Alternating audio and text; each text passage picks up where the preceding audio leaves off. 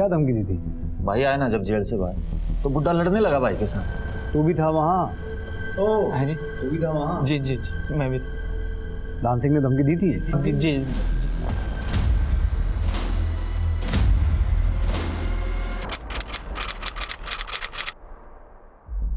Police को phone किसने किया था?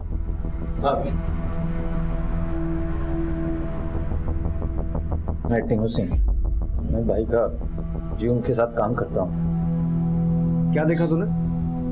यही 4 बजे के करीब साहब। फिर?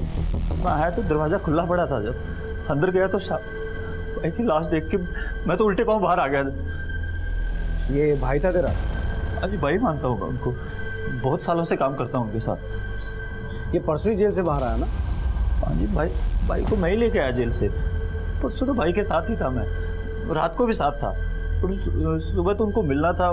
सब उनके बीवी और बच्चे गायब हैं। तो फिर तुम लोग मिले? कहाँ मिल पाया साहब, मैंने फ़ोन लगाया तो लगा नहीं, मतलब उठाया नहीं उन्होंने। मुझे लगा पता नहीं क्या मामला है, मैं जाकर देखता हूँ। देखा, मैं आया इधर 4:30 बजे तो। पहले तूने कहा 4 बजे, अब कह रहा है 4:30 बजे? नहीं, वो 4 साढ़े 4 ही था जी। मेरे पास घड़ी नहीं है ना जी। शर्मा, गाड़ी में बिठाओ इसे। सर आ गया आज जी। वो मोबाइल में देखा था 4 ही बजे थे, 4 बजे थे। और सुबह भाई ने मेरे को बुलाया था जी, वो एटीएम से पैसे निकालने थे। निकाले फिर पैसे? हाँ जी। कितने? वो 50,000 रुपये थी। कौन सा एटीएम? एटीएम जी। देख, मैं समझता हूँ तेरा भाई जैसा दोस्त तुम्हारा है, घबरा मत, चाय वाय पियेंगे, थोड़ी बातचीत करेंगे। आजा। नहीं, मेरा तो कोई लेना देना नहीं है जी। टीनू यार तू साहब ये तू कौन? साहब मेरा नाम विकास है। मैं टीनू की दुकान पे मेडिकल शॉप पे काम करता हूँ। सादिक भाई को जानता हूँ बस। अच्छा, तू भी जानता सादिक को? ये जानते नहीं जी, मतलब दोनों ही सादिक भाई के साथ काम करते हैं। साथ ही काम करते हो? हाँ जी। ये कह रहा तेरी मेडिकल शॉप में काम करता है।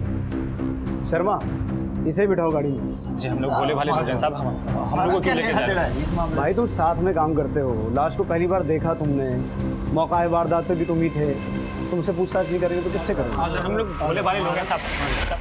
पुलिस ने शक की बना पर उसके साथियों को अरेस्ट कर लिया था, और ऐसा तो आमतौर पर होता ही है कि बुरी सोहबत आपको बुरे नतीजों में फंसा ही देती है। तीनू और विकास ने कोई गुनाह किया था या नहीं, लेकिन सादिक जैसे इंसान की सोहबत का अंजाम तो भुगतना ही पड़ सकता है।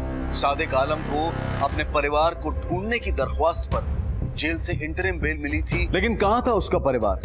उसकी पत्नी कौसर, बेटे तौफीक और रफीक, बेटियां रजिया और नीलोफर आखिर कहां थे? अब देखना यह था कि खौफनाक मोड़ लिए हुए इस केस की परतों में और कितने राज दफन थे, कितनी कहानियां छिपी थी।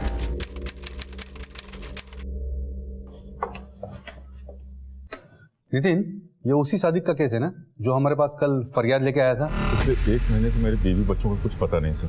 अगर आप लोग थोड़ा पर्सनल इंटरेस्ट ले लेंगे तो शायद कुछ पता चल जाए सर। और ये दोनों कौन है? सर, ये दोनों उसके साथ ही काम करते थे, कल भी उसके साथ ही थे। सर, कुछ तो गड़बड़ है। ये जो इस तरफ बैठा है, इसका नाम टीनू है, ये बार बार अपनी स्टेटमेंट बदल रहा है। ठीक है, एक काम करो, तुम जाके इंटरोगेट करो, मैं यहाँ से ऑब्जर्व करता हूँ। सर, बोल भाई टीनू, क्या बता रहा था? मैं कुछ नहीं साहब, सब कुछ तो बता दिया। क्या बता दिया? बार बार तो अपनी बात बदल रहा है। कभी कह रहा है सादिक भाई से 4 बजे मिला, कभी कह रहा है 4:30 बजे मिला, कभी फोन पे बात हुई नहीं हुई। घड़ी नहीं थी साहब, इसलिए टाइम का हेरफेर हो गया। बाकी मैंने सादिक भाई को फोन किया था, नहीं उठाया। अच्छा, तू बता रहा था तूने एटीएम से पैसे निकाले थे? हाँ जी। कितने? 50,000 रुपये। कौन से एटीएम से?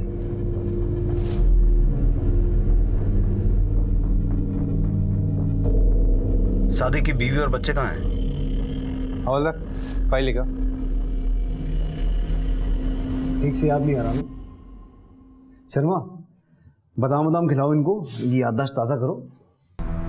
साहब मत मारो, हम सब सच बोल रहे हैं, आप यकीन कर लो हमारी बात पे। वो क्या कहते हैं, वो मकान मालिक धमकी दे रहा था साहब। क्या धमकी दी थी?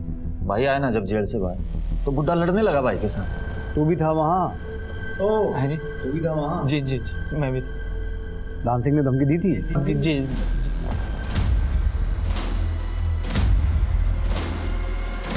हम बात कर रहे हैं इंस्पेक्टर साहब? मैं क्यों मारूंगा भला उसको? आपको जो भी बोलना है थाने में बोलना। बैठाओ गाड़ी में।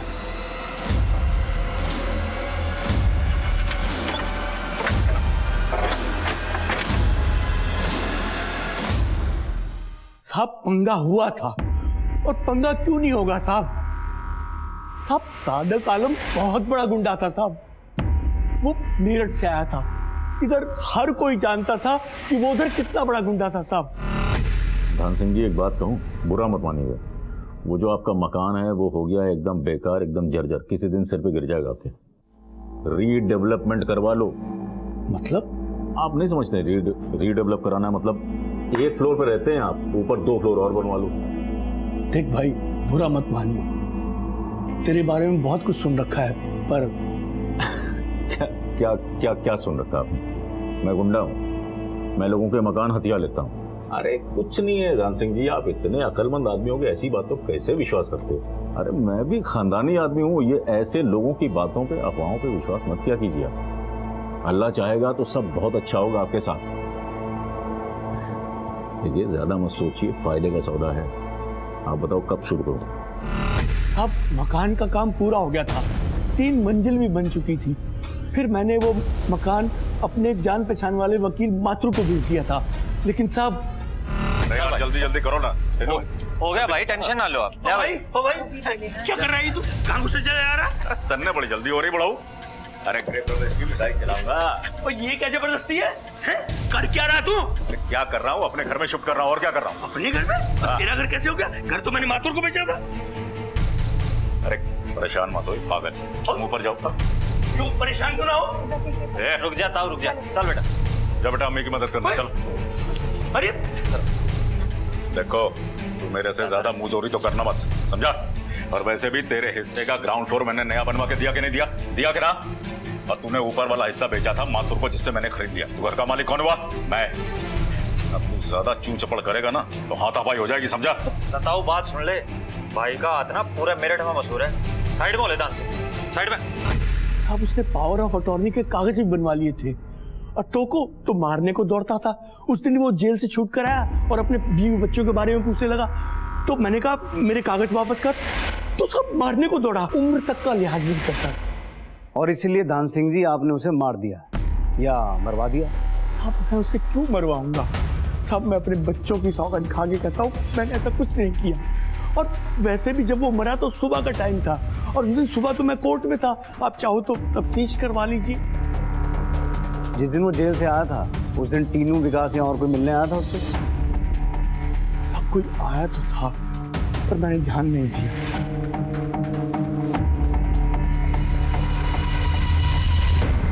शर्मा, टीनू और विकास के कॉल रिकॉर्ड निकाल। सर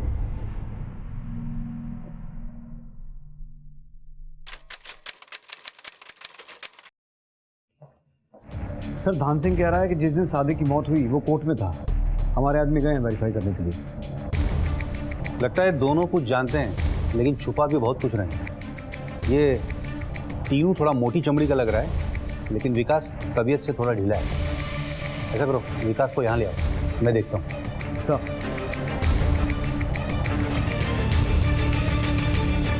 क्या रे, घबरा क्या रहा है तू इतना?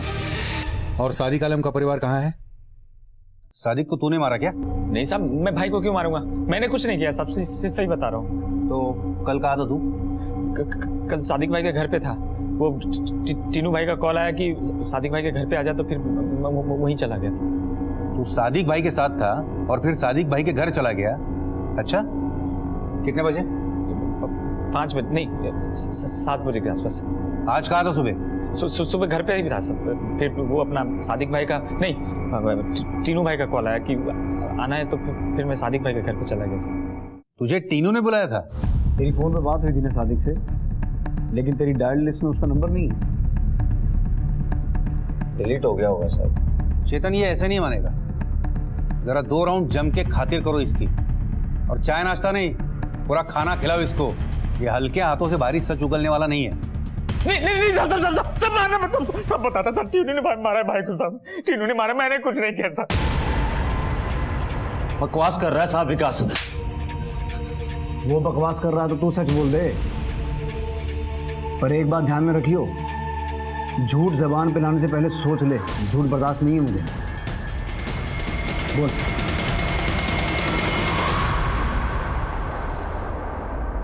15 साल से काम कर रहा हूँ सादिक भाई के साथ।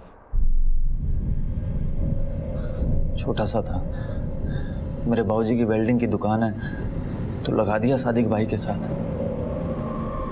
मैंने क्या क्या नहीं किया साहब सादिक भाई के लिए। बड़ा भाई मानता हूँ उनको, पूरी जिंदगी भर उनके साथ खड़ा रहा साहब। भाई ने शादी कर ली, दिल्ली आ गया, सोचा बढ़िया बिजनेस करेंगे, पर इधर खबर लग गई उनके पुराने औकात की।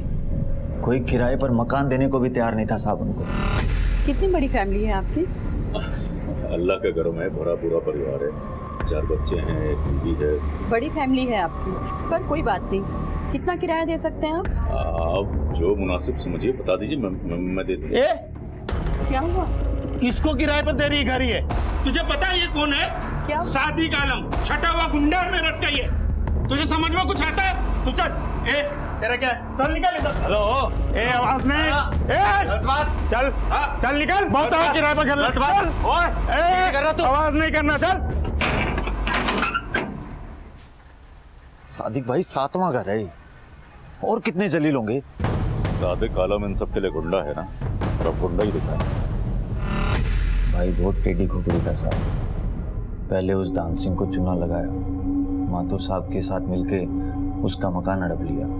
फिर वो मुन्ना यादव उसका ऑफिस खाली करा के बैठ गया उसी के ऑफिस में। साहब बुड्ढे, औरत, गरीब या कोई भी लफड़े की जमीन हो, साहब भाई की नज़र रहती थी।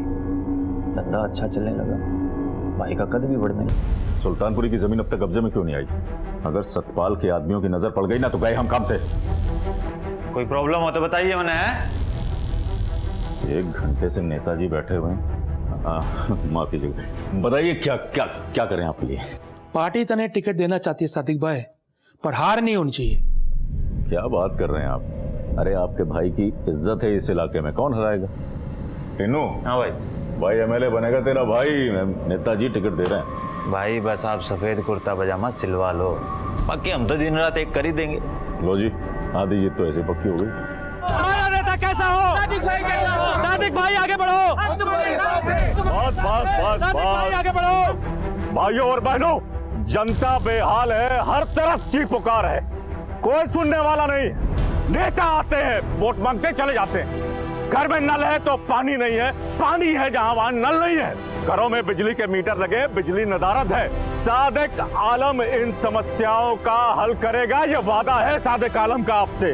और इसीलिए आपका भाई सादिक आलम आपसे ये विनती करता है, आपसे ये गुजारिश करता है कि अपना बहुमूल्य मत देकर बहुमुखी सोशल पार्टी को विजयी बनाए। मैं बड़े बड़े वादे नहीं करता हूं, लेकिन जो कहूंगा वो करूंगा। हमारा वादा है। सादिक भाई आगे बढ़ो।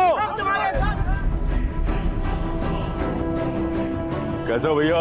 ध्यान रखना, वोट देना है, वोट दीजिएगा, ध्यान रखिएगा, भाई हूँ आपका। तुझे क्या लगता है जीतेगा? कितने लोगों की हाय लगी है इसे, बदमाश गुंडा कहीं का।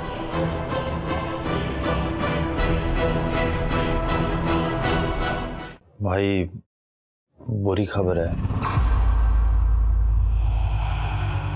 मालूम है,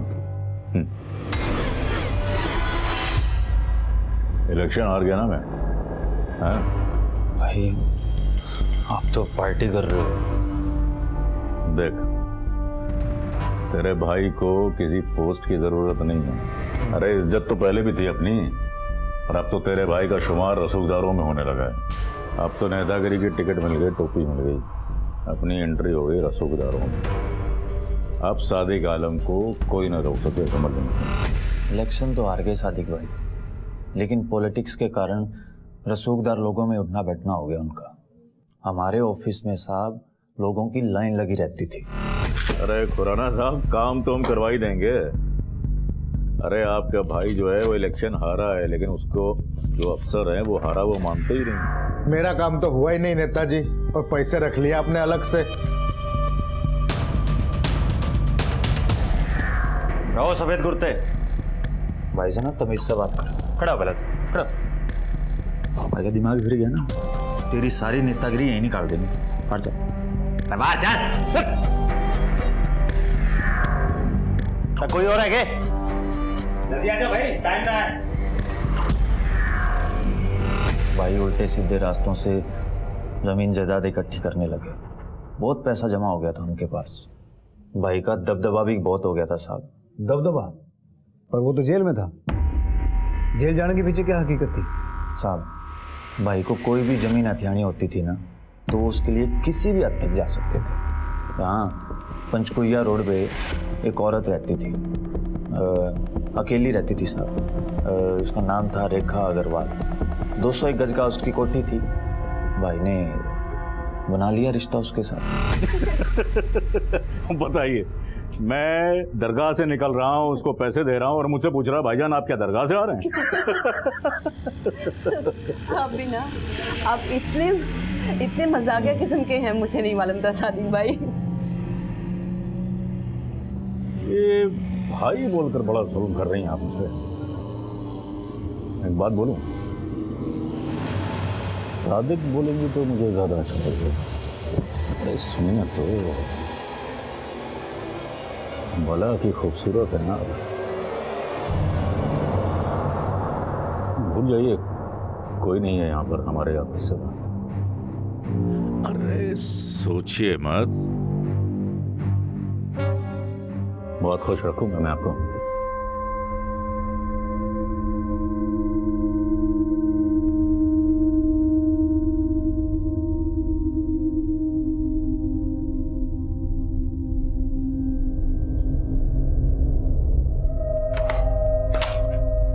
आज फिर से पीकर आ गए तुम? कहाँ गुलछर्रे उड़ा रहे थे रात भर?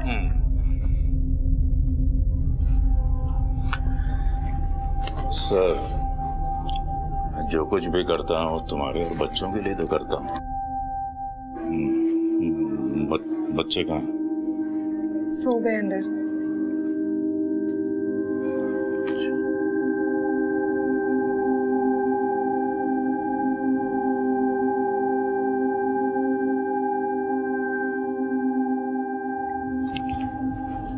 एक बात तो बताओ, इतनी जल्दी क्या ये बटन बंद करने के? अच्छा सुनो, इससे पहले कि मैं भूल जाऊं, एक मिनट बैठो यहाँ। बैठ। ये पेपर्स लेकर आया हूँ मैं, तुम इन पे साइन कर दो, तो फिर बाद में कहोगी कि मैंने कुछ कराया। चल। लेकिन ये है क्या?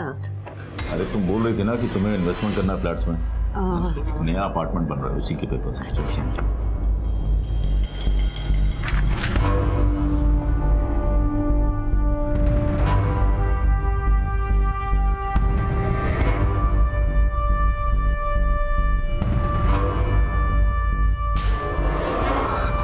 अरे रेखा, तो मैंने सही सुना था, ये तेरा सादिक आलम के साथ कोई चक्कर चल रहा है क्या? जी चाचा जी। अरे वो गुंडा मवाली है। नहीं, लेकिन वो तो प्रॉपर्टी डीलर हैं। अरे काहे का प्रॉपर्टी डीलर? चूना लगाता रहता है लोगों को, जमीन हड़पता है, डॉक्यूमेंट की हेराफेरी करता है। अरे कहीं तूने कोई पेपर पे साइन तो नहीं कर दिया? मैंने किया क्या है? अरे मैंने क्या किया है? क्यों लेकर जा रहे हैं? आपको कोई गलतफहमी हो रही? मैंने आप इन्हें क्यों लेकर जा रहे हैं? एक मिनट में बात कर रहा हूँ ना। हाँ बोलो। तुम परेशान नहीं हो ना, मैं शाम तक आता हूँ। शाम तक नहीं, सालों के बाद आएगा भी। कैसे तेरे ऊपर मैडम ने किया है?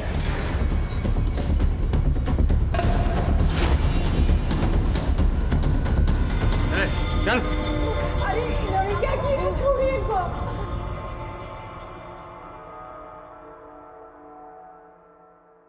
सादिक को जेल इसी घटना के लिए हुई थी। रेखा अग्रवाल के साथ उसका बुना हुआ फरेब जाल उसके लिए ही मुसीबतों का पैगाम लेकर आया था। कामयाबी की सीढ़ियां चढ़ते चढ़ते सादिक ने कई लोगों को बेघर किया था और कई औरतों को बेआबरू। अपने फायदे के लिए किसी भी हद तक जाने को तैयार सादिक के अपराधों ने अब पलटवार करना शुरू कर दिया था। सादिक को उसके कर्मों की सजा मिल गई थी। अक्सर कानून के साथ खेलते खेलते गुनहगार ये भूल जाता है कि एक ना एक दिन कानून की गिरफ्त उसे दबोच ही लेगी। सादिक आलम को अपने परिवार को ढूंढने की दरख्वास्त पर जेल से इंटरिम बेल मिली थी और दूसरे ही दिन उसकी हत्या भी हो गई। लेकिन कहां था उसका परिवार? उसकी पत्नी कौसर, बेटे तौफीक और रफीक, बेटियां रजिया और नीलोफर आखिर कहां थे?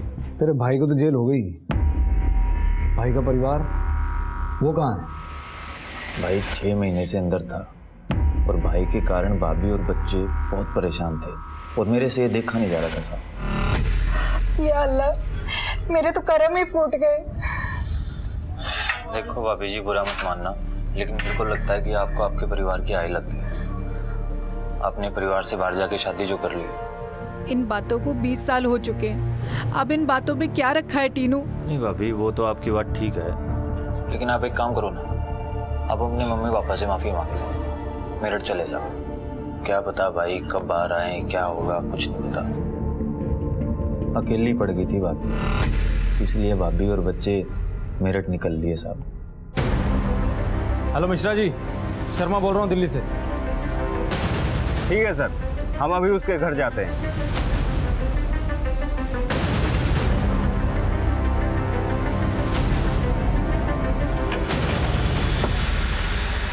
जी नहीं, 18 साल हो गए वो यहाँ आई नहीं।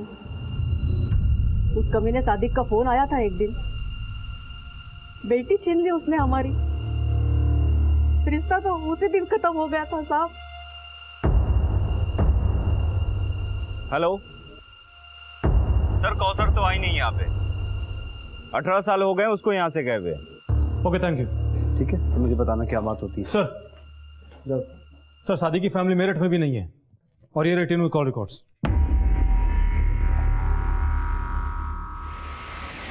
गोली दे रहा है शर्मा, सादिक के वकील से मिलकर उसकी प्रॉपर्टी की पेपर्स मंगवाओ।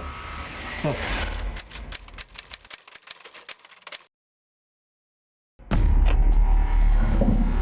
तेरी भाभी मेरठ गई थी या बिजनौर? ये तेरे कॉल रिकॉर्ड्स हैं 1 महीने पहले के। लोकेशन सहारनपुर में बता रहे हैं, गेरुआ नदी, बिजनौर, ये देखो। अच्छा, इस दिन तो साहब मैं, वो मेरा दोस्त रहता है वहाँ, तो उसके पास गया था, काम था कुछ। तो सादिक की बीवी कौसर और उसके बच्चे तेरे साथ थे? 1 मिनट। हाँ सब आ गया, याद आ गया। हाँ, मैं बिजनौर लेके गया था भाभी और बच्चों को। उनकी सिस्टर रहती है जी वहाँ, वो मीना नाम है उसका।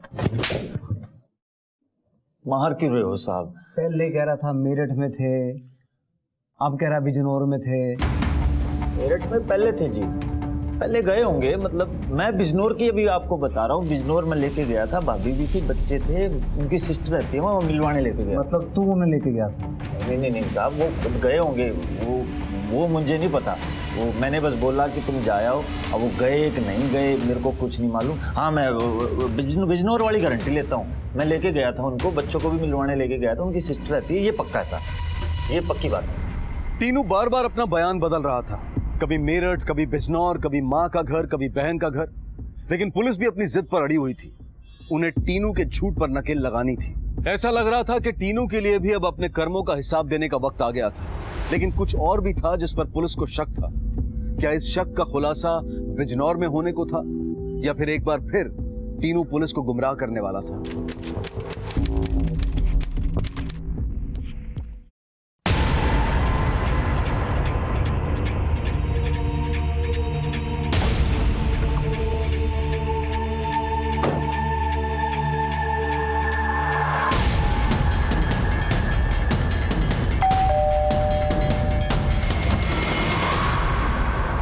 मीना सक्सेना जी? कौसर आलम बहन है आपकी? जी साहब, पर क्या हुआ? 1 महीने पहले आकर गई थी इधर से वो, 17 अक्टूबर को। हाँ, आई थी अपनी बेटियों के साथ। और कौन कौन लोग थे साथ में? वो सादिक भाई का आदमी टीनू, वही लेकर आया था।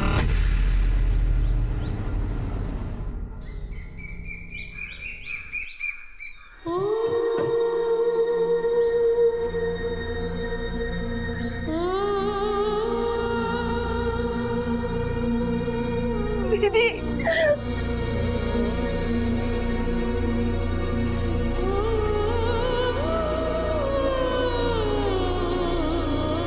अब बस भी करो। तो यहाँ रोने आई है 20 साल के बाद। ले पानी पी।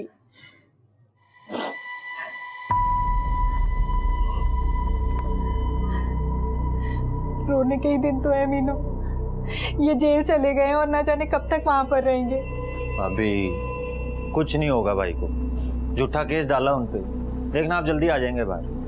मीना जी ये देखो, इस करके मैंने इनको बोला कि आपसे मिलने आए। हालत देखिए, मैं सोचा मिल लोगे तो थोड़ा जी हल्का हो जाएगा। ठीक ही तो किया, लेकिन आज नहीं, 20 साल पहले ही आ जाना चाहिए था। कैसे आती मीना? मम्मी पापा मेरे से बात तक तो करते नहीं है। इतनी बार उनको फोन किया और उन्होंने एक बार भी मेरा फोन नहीं उठाया। तूने फिर रोना शुरू कर दिया।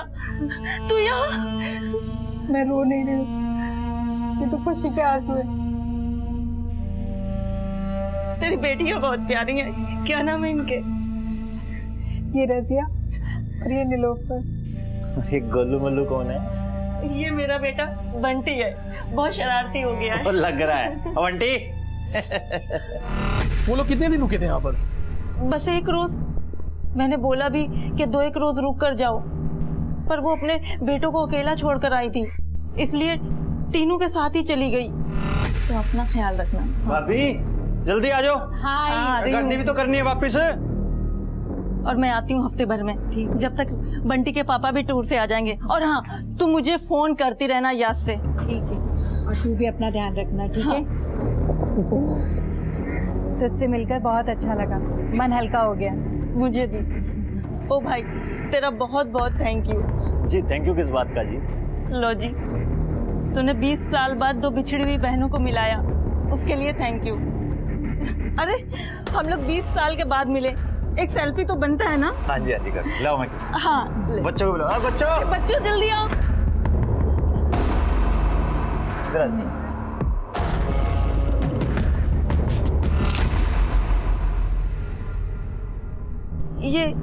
यही है टीनू, जो दीदी के साथ आया था। आपकी बहन है, उनके सभी बच्चे लापता हैं उसी दिन से। दीदी लापता, छोटी छोटी बच्ची है उसकी, कहाँ है?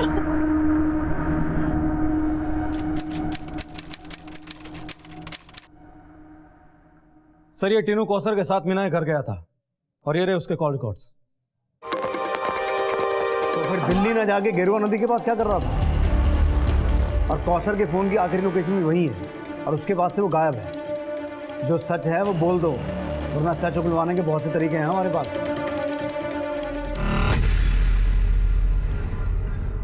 भाभी जी ये परिवार से ना सही, एक काम करो फिर आप अपनी सिस्टर से मिलाओ, बिजनौर चले जाओ। उससे मिले भी तो बहुत टाइम हो गया। तुम सही कह रहे हो टीनू, मैं वहां जाके उसे समझाऊंगी कि वो मेरी मम्मी पापा से भी सुलह करवा दे। मैं ऐसा करती हूँ कि मैं कल ही चली जाती हूँ। नहीं भाभी कल फिर रहने दो, फिर आप एक काम करो परसों चले जाओ, तब तक मैं गाड़ी का भी इंतजाम कर लूंगा ना। लेकिन टीनू, रफीक और ये तौफीक इन दोनों के एग्जाम है। तो भाभी इनको ले जाने की क्या जरूरत है, ये तो यहीं रह लेंगे। आप एक काम करो 2-3 दिन लगा के आओ, आराम से जाओ, टेंशन ना लो।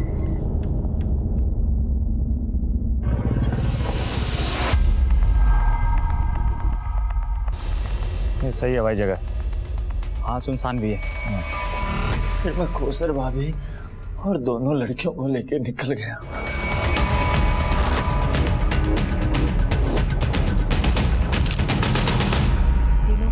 तूने सही कहा था, मुझे तो मेरे अपनों की हाय लग गई थी, पर अब अपनी बहन से मिलने के बाद बहुत दिल हल्का हो गया है। अब तू देखना, ये भी बहुत जल्दी आ जाएंगे और घर में सारी खुशियाँ फिर से लौट कर आ जाएंगी।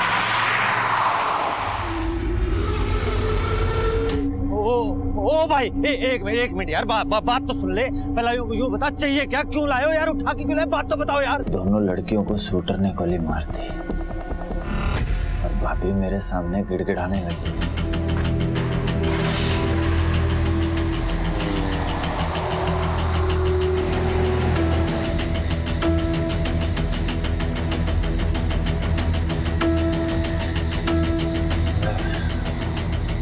भाई हो गया पंगा, गाड़ी मोड़नी पड़ेगी। लेकिन अब जाना किधर है? दिल्ली नहीं जाना क्या? तो तेरा दिमाग ठीक है कि अग्गा पुलिस है, पीछे डिग्गी में लाश है, फंस गए तो दिल्ली नहीं फांसी के फंदे पे जाएंगे। फिर अभी किधर जाएंगे? एक जगह, फिलहाल तो गाड़ी मोड़नी पड़ेगी।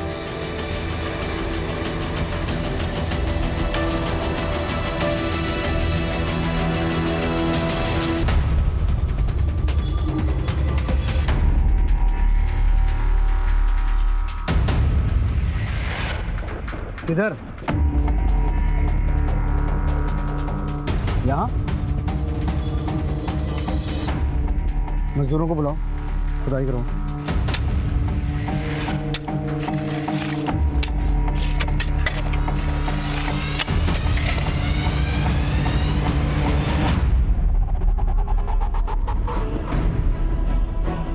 निकालो। सादी के बेटे कहाँ हैं? शर्मा, 20 फरवरी 3 दिन बाद तेरे मोबाइल पे एक नंबर से 2 बार फोन आया था, कसूर बस्ती से। तौफीक ने फोन किया था ना? हाँ सर, वो उसी ने किया।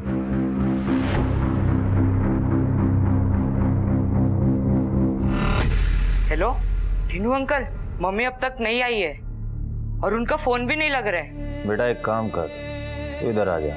ठीक है अंकल। अंकल अंकल, मम्मी और पापा का कुछ पता चला? नहीं बेटा, अभी कुछ नहीं पता चला और ढूंढ लिया, कुछ नहीं समझ आ रहा। तो एक काम कर, वो अंदर रूम में जाके बैठ, मैं बिजनौर पता करता हूँ। ठीक है, मिल जाएंगे बेटा, सब ठीक हो जाएगा।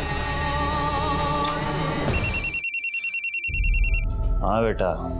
हेलो टीनू अंकल, क्या भाई पहुंच गए उधर? हाँ बेटा पहुंच गया, तो भी आ जा, बिजनौर के लिए निकल रहे हैं। अच्छा ठीक है, मैं भी आता हूँ। भैया अंदर है बेटा, हैं? मैं बिजनौर पता करता हूँ, तू बैठ।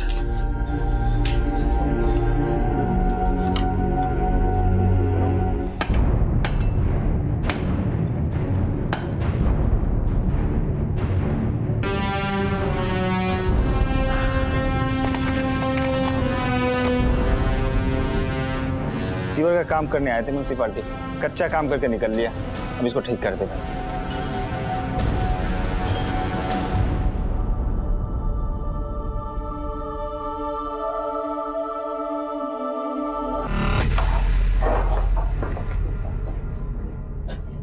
कहाँ?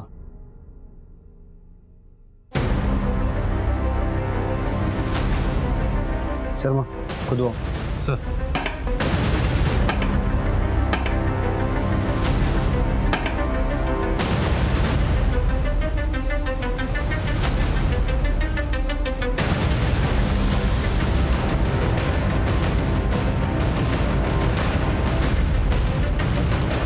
निकालो।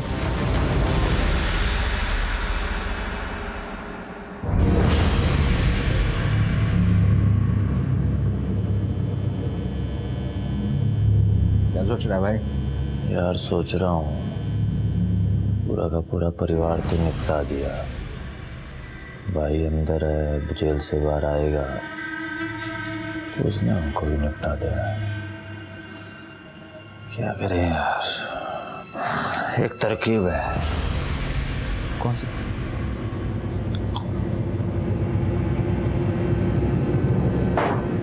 भाई को बाहर निकालते हैं और निपटा देते हैं। लेकिन वो जेल से बाहर निकालेंगे कैसे? देख भाभी हर हफ्ते भाई को मिलने जाती है जेल में। हाँ। अब जाएगी नहीं तो भाई की सुलग जाएगी, तो भाई जेल से निकलने का कोई ना कोई इंतजाम जरूर करेंगे। देख टीनू, ये जो पिस्टल है ना, सादिक भाई की है नहीं, उनके घर से उठाई थी ना तूने? हाँ, तो फिर आगे बोल। जब सादिक भाई जेल से लौटेंगे और ये पिस्टल ढूंढेंगे, पता है ना क्या होगा? आने दे सादिक भाई को भी करवा देंगे बिजनौर के दर से।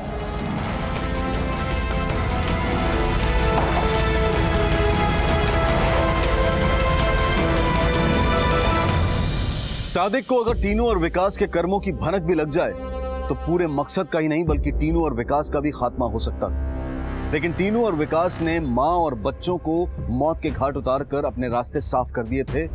अब उस पर आगे चलकर बस आखिरी मोहरे को उड़ाना। सजा काट रहा सादिक आलम बेचैन था क्योंकि उसके परिवार वाले उससे जेल में मिलने नहीं आए थे और घात लगाए दुश्मन उसके बाहर आने का इंतजार कर रहे थे। भाई ने बाहर निकलने का इंतजाम कर लिया था और हम भी भाई को बिजनौर पहुंचाने का प्लान बना रहे थे। अगर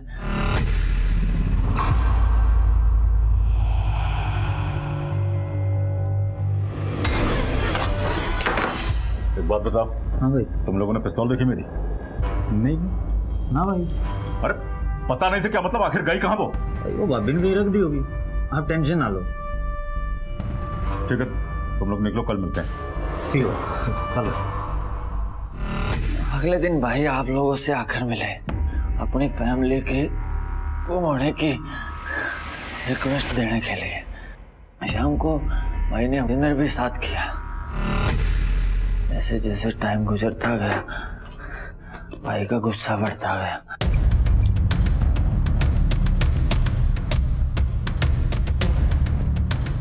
एक बार मेरे बीवी बच्चे मिल जाएं, जिस किसी का भी इस सब के पीछे हाथ है ना, अल्लाह कसम जमीन खोदकर जिंदा गाड़ दूंगा मैं उसको। भाई को और वक्त देना मतलब अपनी मौत को दावत देना था। भाई का आगे पीछे कोई नहीं था साहब, अपने परिवार से बहुत प्यार करते थे। अगर हम भाई को ना टपकाते ना तो हम नहीं पढ़ लिए थे साहब। अब ये भी बता दे कि ये षड्यंत्र रचा क्यों था? भाई की तरक्की के लिए हमने क्या क्या नहीं किया साहब। जो हुक्म बजाया हमने माना। तिलक नगर में एक बुड्ढा है, उसका लवारिस प्लॉट है 300 गज का। बंदे लेकर जाओ और कब्जा कर लो, मैं आता हूँ। भाई कभी हमारी भी सुन लिया करो। अरे यार गिनती भुला दी, बोलो। भाई वो ना 10 लाख रुपए इकट्ठे किए थे दुकान से, हमारे भी लगा दो इस धंधे में। भाई बहुत कमाई है, मेरे भी 4 लाख। बढ़ कितने? 10 है भाई। अब मेरे 4 लाख है भाई। अच्छा, तो अब मेरी चाकरी नहीं करनी, करोड़पति बनना है ना? बना दो भाई करोड़पति हमको भी। अब मेरे बंदे हो, कुछ ना कुछ तो करना ही पड़ेगा। 2 साल गुजर गए थे साथ, भाई ने अठन्नी नहीं दी हमको। और कोई बोल के देखे लात गुस्से। जा अपने काम कर, चल चला।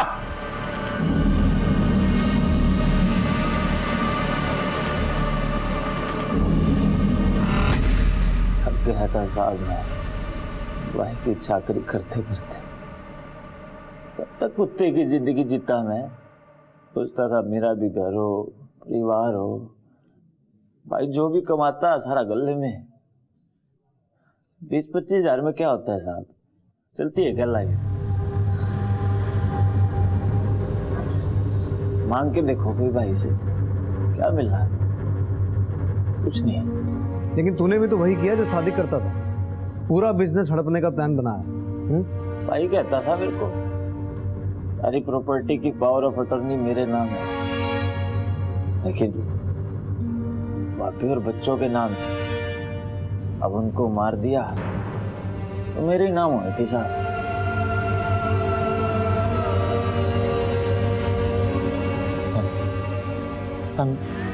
इसको मैं हमेशा बोलता था कि टीनू पकड़ा जाएगा, तो साहब ये कभी नहीं सुनता था मेरी।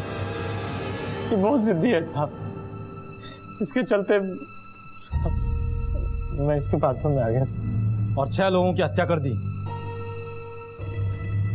अब काटो सारी जिंदगी जेल में।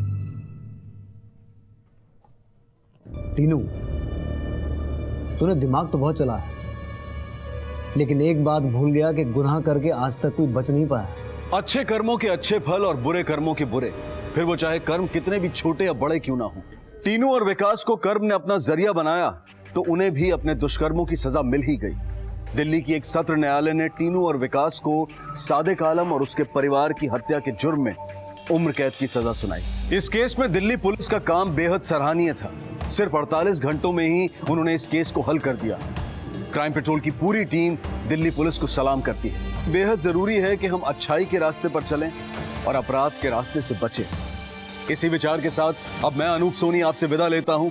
फिर मुलाकात होगी अगले एपिसोड में एक और चौंका देने वाले केस के साथ।